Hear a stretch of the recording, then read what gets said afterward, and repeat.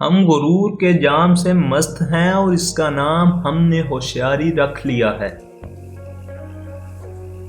رفتگان طریقت کو دیکھ کر آدھے جو سے قبائے اطلس و دیا کو نہیں خریدتے، ان کو اس سے ہزار بیزاری ہے۔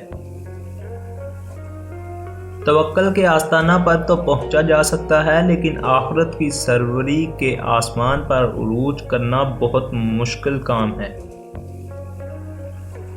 کچھ نہ کچھ عیب سب میں ہوتے ہیں، فرق یہ ہے کہ عقل مند اپنے عیب خود محسوس کر لیتا ہے، دنیا نہیں محسوس کرتی۔ بیوقوف اپنے عیب خود محسوس نہیں کرتا، دنیا محسوس کرتی ہے۔ جو مہربانی کرنے والے کو کمینہ سمجھتا ہے، اس سے زیادہ کمینہ کوئی دوسرا نہیں۔